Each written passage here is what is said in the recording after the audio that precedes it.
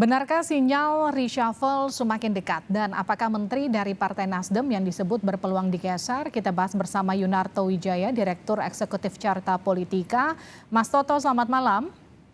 Selamat malam. Kita juga akan sapa Effendi Hoiri atau Gus Coy, politisi Partai Nasdem. Gus Coy, selamat malam. Selamat malam, Mbak. Kita juga akan sapa Dedi Sitorus, politisi dari PDI Perjuangan. Bang Dedi, sehat ya? Sehat Mbak Livi, lagi di kampung nih, Mas Toto, Gus Coy, selamat malam. Lagi reses di dapil nih Mas. Oke, selamat Natal Bang Dedi. Saya ke Mas Toto dulu ya. Mas Toto, survei Anda menyebut publik setuju reshuffle. Mengapa wacana reshuffle ini muncul kalau hitung-hitungannya kurang dari 2 tahun? Iya, saya coba menjelaskan ya. Pertama, survei ini tidak khusus membahas mengenai reshuffle, tapi catatan akhir tahun terkait evaluasi kinerja pemerintah dan lembaga tinggi negara, ditambah juga dengan peta elektoral. Nah, memang sebetulnya pertanyaan tentang reshuffle ini sudah sepanjang 5 kali kita melakukan rilis di tahun 2022 kita tanyakan. Tapi memang menjadi menarik sekarang ketika Pak Jokowi kebetulan dalam doorstop itu kemudian merespon pertanyaan wartawan. Nah, kalau mencoba berspekulasi, pertama saya sih melihat bahwa situasinya sebetulnya hanya sebatas doorstop. Wartawan menanyakan menggunakan data Carta Politika dan Pak Jokowi menyatakan mungkin. Berbeda bobotnya spekulasi saya ya, apabila Pak Jokowi dalam sebuah pidato entah resmi atau tidak resmi menyelipkan isu mengenai reshuffle. Itu yang pertama. Yang kedua, memang ada data menarik bahwa ketika kita coba bandingkan pertanyaan mengenai kepuasan publik terhadap pemerintahan Jokowi Ma'ruf ada di angka 72,9%. Hampir mirip ya dengan data Poltreking atau SMRC yang melakukan survei pada saat bersamaan di angka 73,5% dan 74%. Dan menarik adalah ketika kita mungkin Carta Politika satu-satunya menanyakan kepuasan publik terhadap menteri yang adalah ujung tombak dari pemerintahan Jokowi Ma'ruf ada di angka 60,5%. Di situ kita lihat ada gap sekitar 12,9, sekitar 12%, dan kemudian kita tanyakan lebih lanjut apakah kemudian apabila Jokowi melakukan reshuffle Bapak Ibu Saudara menyetujui atau tidak. Ada 61,8% yang memang menyatakan setuju. Itu latar belakangnya ya Livia. Nah, yang saya ingin coba berikan catatan kritis adalah pertama kepada Pak Jokowi. Saya berharap Pak Jokowi apabila betul ingin melakukan reshuffle, saya berharap ini dimaknai bukan sekedar tata ulang koalisi, tapi juga tata ulang kinerja. Artinya betul ada hak prerogatif dari seorang presiden untuk menilai menteri-menterinya, baik dari sisi politik ataupun dari sisi kinerja. Andai kata pun ada spekulasi ini terkait dengan sikap Nasdem yang berbeda, saya berharap juga tidak sebatas itu, bahwa ada perbaikan kinerja ketika seorang presiden tidak bisa maju kembali, harusnya meninggalkan legasi yang baik, dan legasi yang baik hanya bisa ditinggalkan oleh menteri-menteri yang baik pula. Itu yang pertama. Yang kedua, catatan kritis buat parpol-parpol, andai kata ingin ikut bersuara, saya berharap sekali parpol bukan sekedar menyarankan reshuffle ini didasarkan pada perbedaan sikap politik, tapi juga didasarkan pada data-data yang bisa diberikan. Parpol-parpol ini kan memiliki pasukan ya, yang sudah menjadi anggota DPR di masing-masing sektor, di masing-masing komisi. Kalau emang ada menteri yang jelek, berikan data itu. Sehingga kemudian ketika terjadi reshuffle, maknanya bukan sekedar perbedaan sikap politik, tapi juga perbaikan kinerja. Yang ketiga, catatan kritis buat Nasdem. Katakanlah memang disorot dengan tafsir bahwa ada perbedaan politik. Ada yang mengatakan politik dua kaki. Saya selalu menyatakan dengan tegas bahwa menyalonkan Anies itu hak dari setiap partai. Bobotnya sama dengan Gerindra mencalonkan Pak Prabowo atau Golkar mencalonkan Erlangga. Tapi deklarasi dari Nasdem bersama dua partai oposisi, caranya alangkah baiknya Nasdem fokus pada koalisi barunya, karena ketika berkoalisi dengan dua partai oposisi yang sudah 8 tahun menjadi partai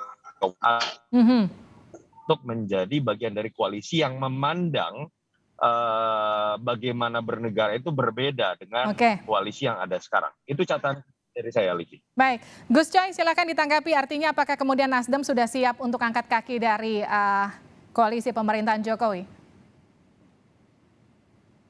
Siap dengan segala resiko.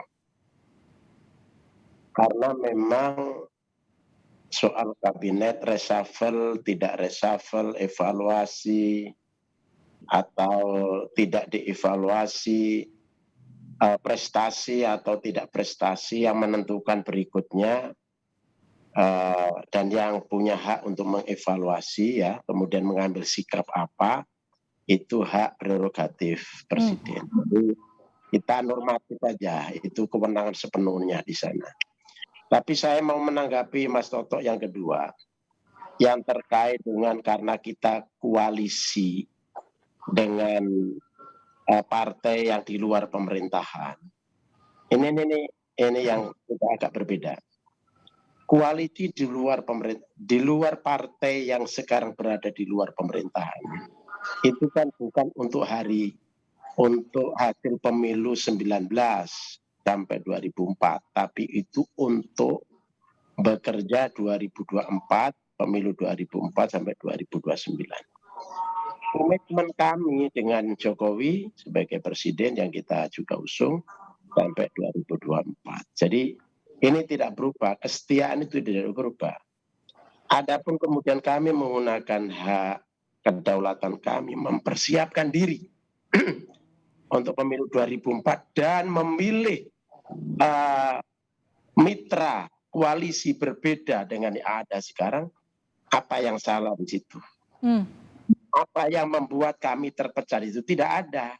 Apa yang kami membuat tidak loyal di situ itu tidak ada. Jadi yang di kabinet bekerja full di kabinet, tidak ada yang berubah. Kami yang di partai yang tidak jadi kabinet, yang tidak jadi komisaris, yang tidak jadi dubes, yang tidak jadi pejabat-pejabat dalam lingkungan Jokowi, full bekerja untuk mempersiapkan 2024. Baik. Dengan kalkulasi partai sendiri gitu kan, untuk melihat tantangan ke depan itu seperti apa. Oke, Gus Coy, izin saya potong. Kalau disebut Nasdem sekarang antitesa Jokowi, itu nggak betul ya? Ya enggak. Karena kami mengusung Anies itu kan dulu orang pemerintahan juga, apalagi dulu pernah mendukung Jokowi, jubirnya Jokowi ya. Jadi itu terlalu hitam putih. Jadi kalau kami membuat satu tagline koalisi perubahan, sebetulnya kan secara hukum alam, sunnatullah ya, hukum Tuhan, setiap pemerintahan ganti itu kan memang harus ada perubahan yang lebih baik. Nah, karena itu kami punya kerangka, ada sustainable, ada continuity, dan ada perubahan. Nah, perubahannya itu restorasi, perubahannya itu bukan revolusi. Perubahan restorasi itu adalah memperbaiki yang jelek, mengembalikan yang hilang, yang baik-baik tapi hilang, memulihkan yang tidak stabil, yang tidak normal, yang tidak proporsional, kita kembalikan di tempatnya yang benar, yang layak, dan mencerahkan seluruh rakyat. Kita ajak untuk optimis melihat Indonesia masa depan. Kemudian semuanya untuk Indonesia. Kami semua nasionalisme, kami semua untuk kepentingan bangsa dan negara. Jadi semuanya punya hak yang sama, memilih, dipilih, dan punya komitmen yang sama. Dan kita berada pada koridor yang sama, 4 pilar, Pancasila, Undang-Undang 45, Bhinneka Tunggal Ika, dan NKRI itu benar. Baik, Gus Coy. Nggak ada yang yang perlu dikhawatirkan. Baik, saya ke Bang Deddy. Bagaimana PDIP melihat posisi Nasdem di koalisi Jokowi saat ini? Apakah kemudian perlu adanya reshuffle di waktu-waktu akhir pemerintahan Jokowi seperti saat ini? Oh, kalau kita ya soal koalisi Nasdem di di dalam kabinet ya itu kewenangan presiden ya, bukan kewenangan kita. Karena memang kan dulu 2014, 2019 kita bersepakat memegang satu visi bersama, visi tentang Indonesia yang lebih maju gitu ya, tentang nawacita dan seterusnya. Nah, kalau pertanyaan dikembalikan ini kan yang bikin geger nih kan surveinya Mas Toto ini. Nah, ini walaupun harusnya dia jelaskan itu yang respondennya berapa yang dari pendukung Jokowi, berapa dari yang sebagiannya lain gitu, sehingga kita bisa mencerna gitu. Nah, tapi saya begini, kalaupun Pak Jokowi melakukan reshuffle, saya kira hal yang sangat wajar. Kenapa? Pertama itu hak prerogatif beliau. Yang kedua memang karena ini memasuki tahun politik, ya, dan kita sudah mendekat masa pemerintahan Pak Jokowi itu kurang dari 2 tahun.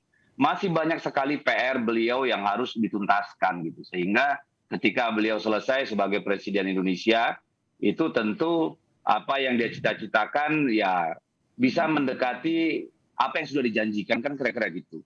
Jadi tentu kalaupun dilakukan reshuffle, tentu basis utamanya adalah evaluasi terhadap kinerja, terhadap efektivitas menteri yang bisa bersangkutan di kabinet gitu ya. Jadi bagaimana apakah memang menteri ini mampu mengemban, mengakselerasi sisa waktu yang tersisa ya untuk melakukan tugas-tugas yang dibebankan oleh Presiden Jokowi gitu ya. Yang kedua, kalaupun dilakukan namanya reshuffle gitu ya, tentu ada satu hal yang juga selain tadi soal evaluasi kapasitas menterinya dan efektivitas adalah soal soliditas pemerintahan. Apakah memang karena kan tahun politik nanti 2023 pasti sudah tahun gonjang-ganjing gitu. Apakah padahal kan pemerintahan Jokowi masih ingin menuntaskan pekerjaan-pekerjaan yang membutuhkan dukungan penuh dari semua elemen pendukung pengusung Pak Jokowi. Itu yang kedua. Yang ketiga, tentu beliau sebagai presiden, kalaupun melakukan yang namanya reshuffle, tentu memikirkan tentang kontinuitas, keberlanjutan dari apa yang dia kerjakan selama 10 tahun memerintah. Jadi kalaupun pada akhirnya dilakukan evaluasi, dan evaluasi itu saya yakin tidak akan bernuansa politik, ya. Tidak juga karena surveinya Mas Toto gitu ya, tapi tentu berdasarkan kebutuhan beliau sebagai presiden yang ingin supaya apa yang tersisa dari janji-janjinya dengan waktu yang ada itu memang bisa mendekati ya katakanlah sempurna gitu. Singkat deh, gini pertanyaan terakhir saya. Untuk Anda, Bang Deddy, kalau tadi pertanyaan gini, kalau reshuffle terjadi karena 2 hal. Satu, pertama karena kinerja, itu bisa kita ukur. Yang satu karena soliditas.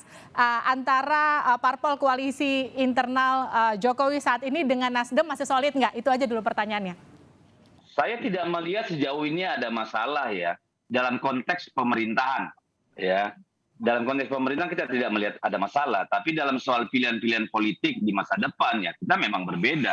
Dan itu natural kalau menurut saya, wajar-wajar saja. Tidak ada masalah di situ. Jadi kalau ditanya apakah pemerintah masih solid, yes, masih solid gitu loh. Tidak ada masalah. Saya ke Mas Toto. Jadi apa catatan Presiden kalau misalnya pun harus melakukan reshuffle dalam waktu dekat? Yang ingin saya katakan adalah hak prerogatif itu kan sepenuhnya boleh memiliki alasan apapun. Kalau Presiden memiliki sebuah pandangan subjektif bahwa soliditas dari koalisi juga sudah terganggu, itu juga hak prerogatif presiden, itu ciri khas presidensial. Tetapi catatan kritis saya buat presiden, andai kata itu pun terjadi, misal deh kita bicara konkret terjadi pada Nasdem bahwa ada pandangan berkoalisi dengan oposisi itu berarti memiliki pandangan berbeda. Tapi harapan saya pribadi adalah presiden tidak berhenti pada level itu, karena artinya presiden lebih memposisikan dirinya hanya menjadi pemimpin koalisi, bukan menjadi presiden yang dipilih rakyat langsung, yang tanggung jawabnya adalah terkait dengan kinerja. Saya berharap tetap reshuffle ini memiliki makna lebih kepada tata ulang kinerja dibanding tata ulang koalisi, sehingga kemudian efek dari reshuffle ini bukan hanya dirasakan oleh elit atau menuju pada perubahan porsi dari koalisi, tapi betul-betul mengarah kepada apa yang dirasakan oleh masyarakat. Baik, terima kasih Mas Toto, terima kasih Bang Deddy, terima kasih juga Gus Coy telah bergabung bersama kami di Sapa Indonesia Malam. Ya, meskipun memang reshuffle itu adalah hak prerogatif presiden, tapi paling tidak ketika memang reshuffle itu terjadi, masyarakat berharap itu memang rencana untuk memperbaiki kinerja para menteri yang ada.